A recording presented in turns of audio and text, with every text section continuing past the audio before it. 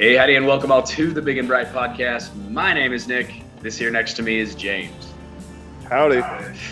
So we're done with the COVID. Finally, both of us are out of quarantine. I'm back in studio, obviously. Just had a little bit of complications getting getting both of us back in studio, namely the fact that James is just lazy. But we promise we will be back to our regular setup next week. I give you my word on that, which is not worth very much, James will tell you. But we're going to do our best to get his word is worth good enough for the pay you give me, which is zero, which is why I'm not there. Why should I give you pay? You and I are partners in this. You shouldn't pay. So you should eat what you kill, James. I need ginger pay. This is eat what you kill, dude. I still got my prison beard though. I'm feeling pretty good. Feeling pretty good about it. But I notice you keep calling it you keep calling it a prison beard, but you can only grow it here. Yeah. Where's the rest of it? The rest of it is nasty. I'm one of those guys like I get this. This is really good. I can do this really well. This is all patchy and gross. And so I gave up on it a long time. Not all of us are blessed with this great mane. It's fine, man. I just have all other manly qualities. You can keep the beard. It's all good. But I got a lot to talk about today.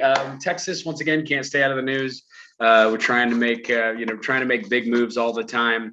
Made another one here recently. Now we are going to talk about the November 2nd election that is coming up. Early voting started today, and which if you're watching today is a Monday that the 18th. Yeah. So early voting has started at this point in that election. And we're going to talk about what that entails, why you should vote, why you should care all about that next week, as well as another segment that we've been working on, pretty excited about. But today we are going to talk about executive orders, my friends. Now, we're not shy about how we feel about executive orders on this show. When Biden made 30 executive orders at the beginning of his presidency, we had quite a bit to say about that. It was, what was it? It was 50? Close. Was it 50 EO? It was 30 EOs in like the first week. Yeah. Right. But he just kept going. The guy just kept churning out executive orders. We're not big fans of executive orders. This one, a little bit different though, and I think it's presented some controversy on even among the guys on this show, right? The people on this show and our opinions on it. Now James is usually the one that digs up these stories. He's our resident researcher, but I was actually the first one to bring this to your attention, James, if I recall. It is a doozy. So I typically let James do it, but even though I found this, I'm going to let you go ahead and pitch this. What happened, James? What do we see from this executive order from Greg Abbott? Well, executive order 40.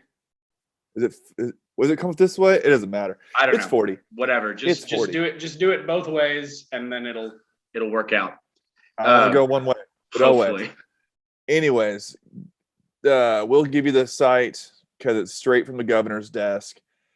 It prevents not only government entities, which has already been allowed by our state to not make the Rona vaccine a mandate.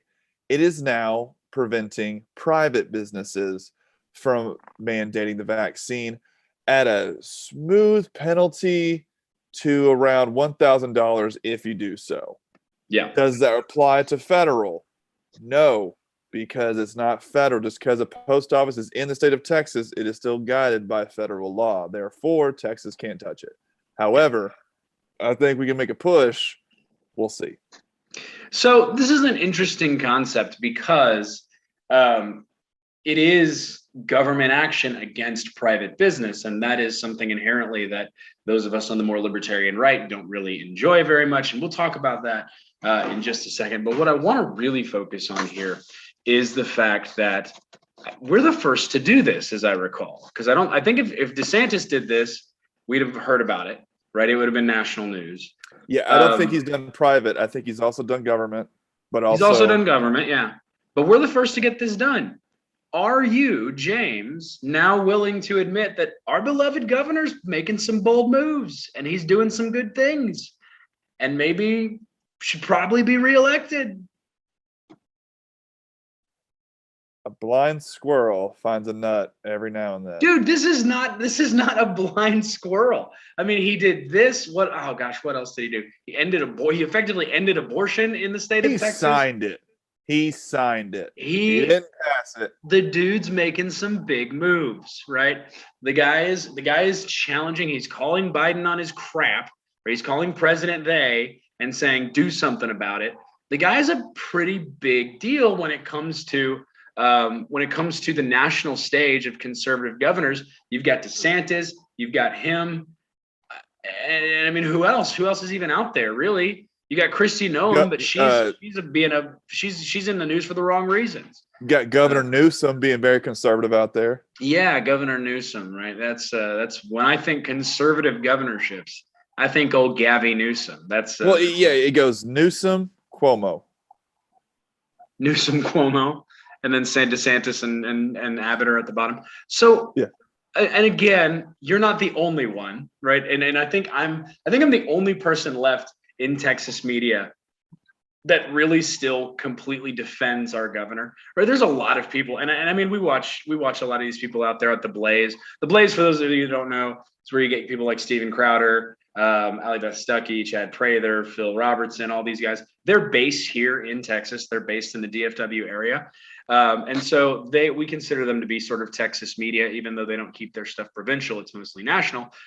But they never defend Abbott. Nobody defends. I think I'm the only person that works in media in any capacity in this state that defends Greg Abbott, including you. You're the one. James.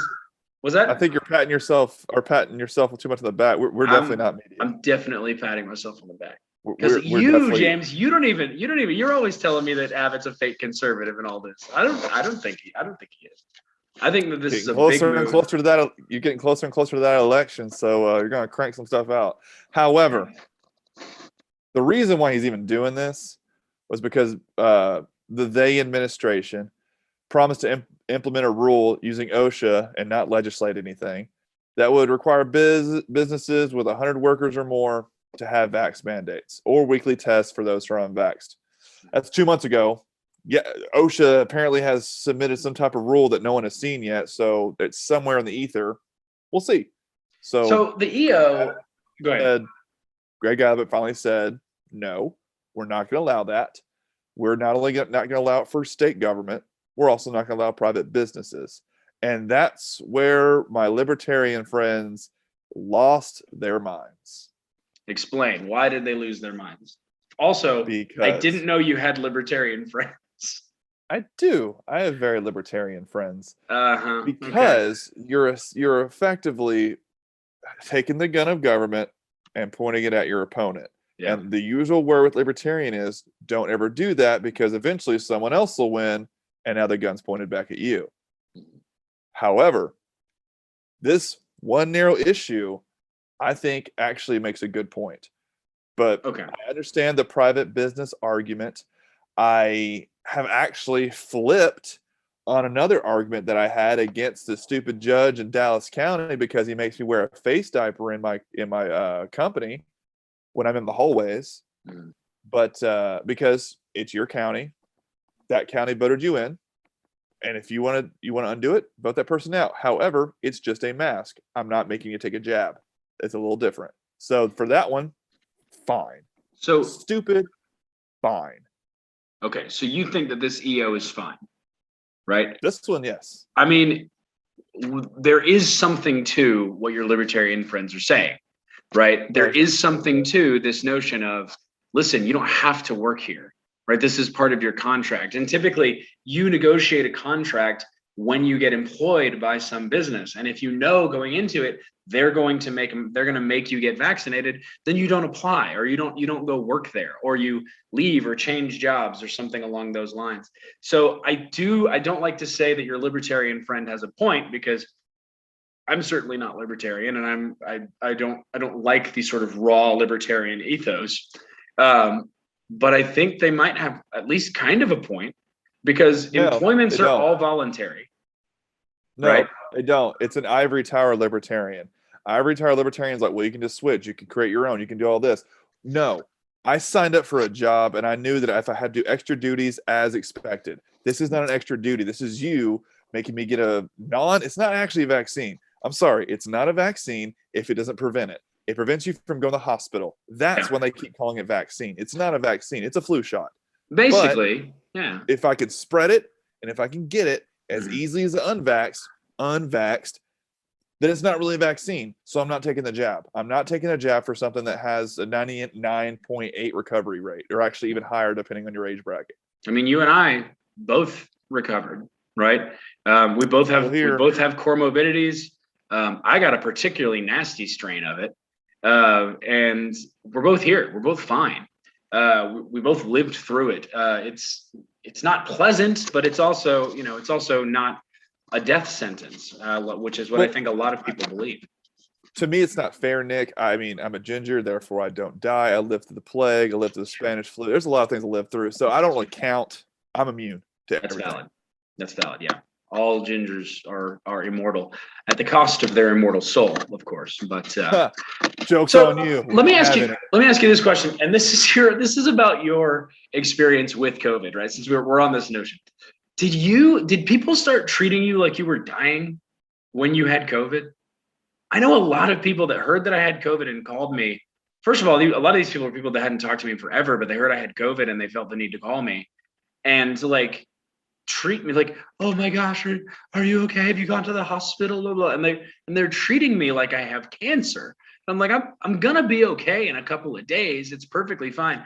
But there were a lot of people that were really concerned, which, I guess I'm happy. I think you should be concerned for your fellow man, especially when I'm sick.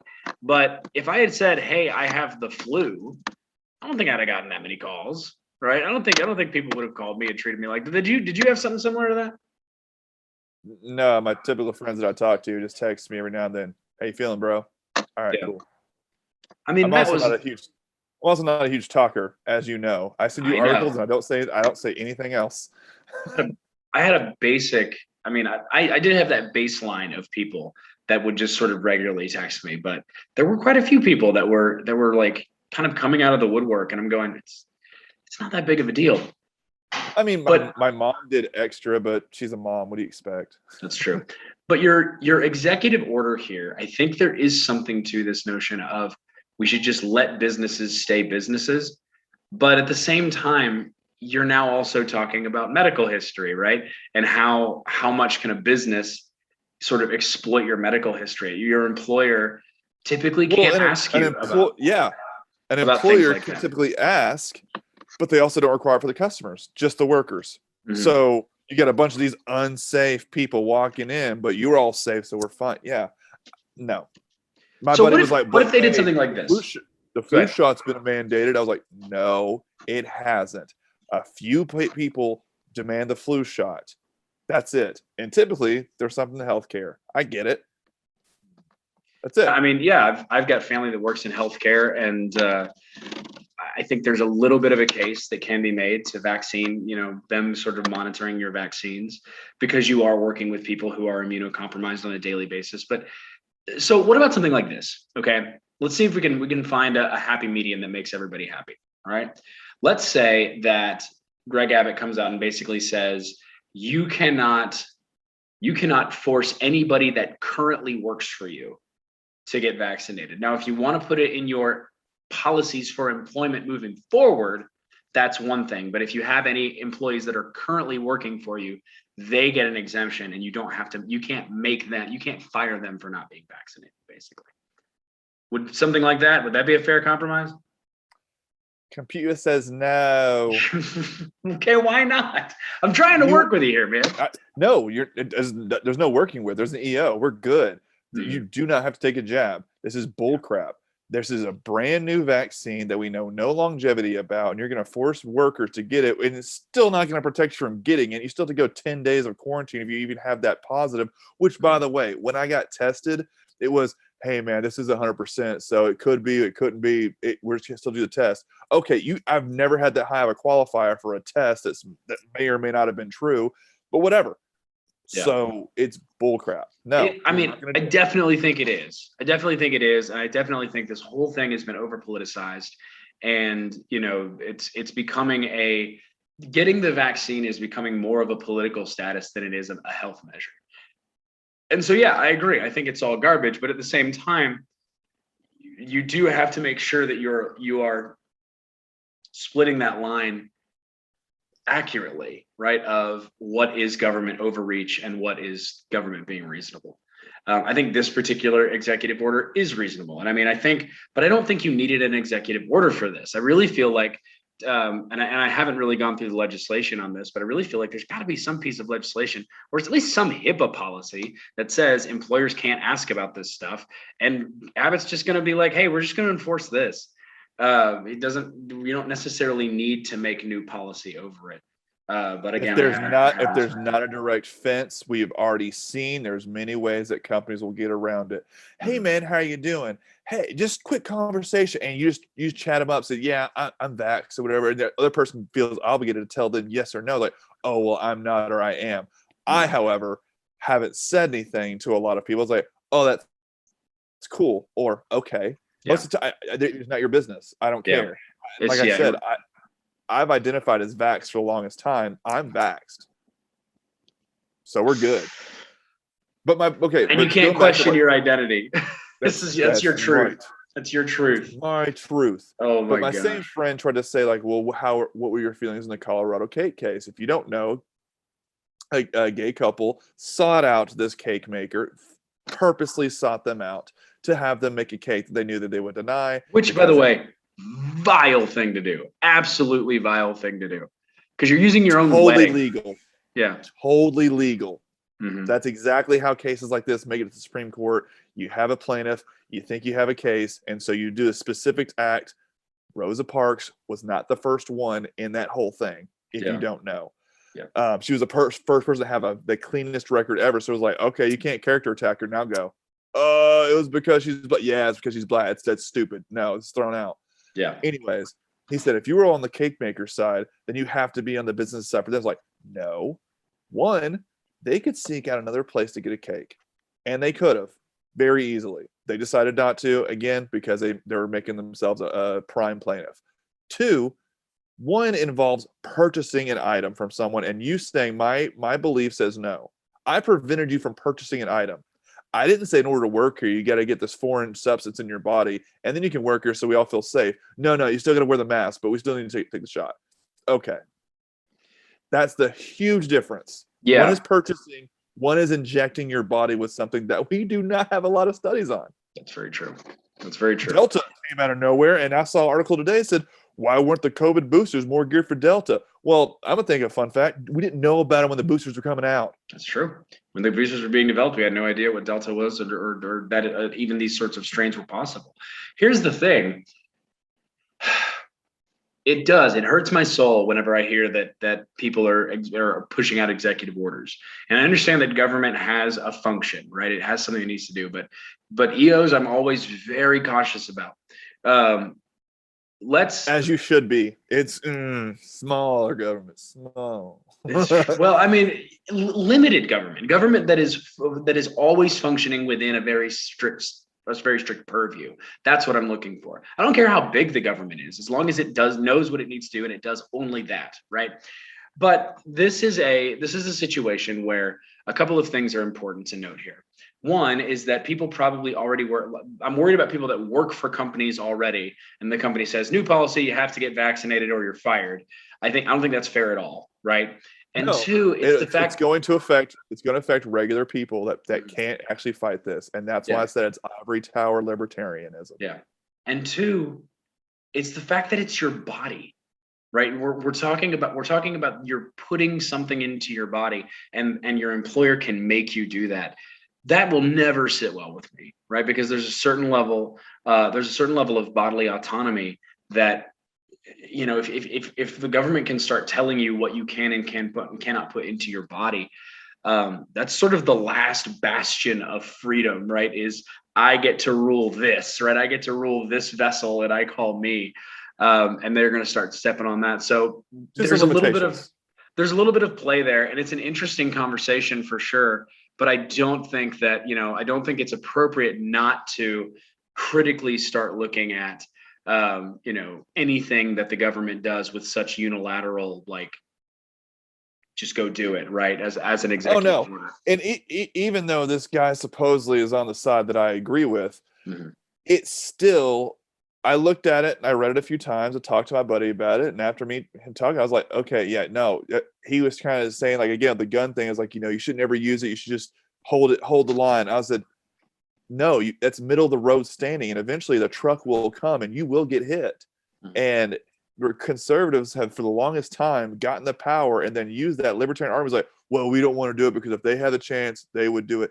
No, take some freaking power. Do what they do, because when they get it, they certainly use it no matter what. So you might as well start freaking using it. And this to me is a very limited, narrow issue that I think works because it's saying you can't make us. Yeah. Period. Yeah. If I And want to, it's up to me. If I don't, you don't get a say in that.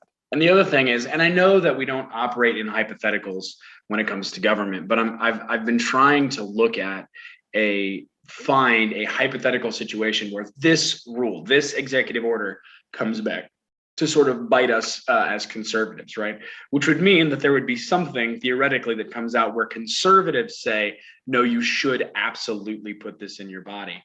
You should absolutely do this. And I can't think of one. I mean, honestly, because that's not how conservatives operate. Conservatives typically would rather tell you what you can't do, right, as opposed to you must do X, right? Well, the only thing for me is a conservative would probably be on board if it was something like smallpox, like we all take. Why? That's true. It kills people really quickly. Yeah. It's very effective at killing you. This one, not so much. Yeah, same thing. I mean, same thing with something like Ebola. If you have something that's got a particularly high transmission rate and is really effective at killing you, specifically at killing young people, right? And again, hypotheticals are just hypotheticals, but I've always asked the question, right? I think more than 80% of the people who have died from COVID-19 have been above the age of 60, right? Let's say that same percentage, right? Keep the exact same percentage, but flip it to where it's now people under the age of, say, 13, right? And it's kids that are dying from this. How does that change the calculus? 100% changes the calculus for me, right? Because if I hear my and I love my grandma, let me be very clear, I'm a good Southern boy, I love my grandma, all right? I love them both. They're both great. I would be more afraid of something that could kill my son than something that could kill my grandma. I just am, right? That's just a part of the way we evaluate these sorts of things. And we assess these risks that come through. So yeah, I mean, the fact is that COVID-19 is not smallpox. COVID-19 is not polio. COVID-19 does not require this level of just, shock and awe presentation from the government. And I really think the government's making a mistake with these mandates. Yeah, well, my issue is too that they're only focusing on are you vaxxed, are you unvaxxed? I've already discussed how that's actually a euphemism because vaccinated doesn't mean anything for this one. But why do you not have people who have recovered? Well, no, they should get vaxxed too. They recovered, and there's actually studies out there showing that natural immunity it stays in your body better than vaccinated. Yeah, and works and is more effective is more effective at actually preventing the disease than vaccinations are, right? So that's true. But the big thing is, and the big thing about this, it's not even really the medical side of this that excites me, the medical side of the CO. It's the fact that once again, we have Greg Abbott turning around, looking at them and saying, do something about it. What are you going to do, right? And the fact that he did it with an EO, and I actually kind of wrestled with this for a little bit because I was saying, do you need to pass a law or can you just tell the government, hey, we're not going to just tell municipalities, you don't have to enforce this particular vaccine mandate, right? When OSHA and basically turn around and say, come send OSHA. If you really want to enforce this, then send the OSHA agents and enforce it, and sort of double dare President Day to do it. But I thought about it, I was like, do you need an EO? And you really do.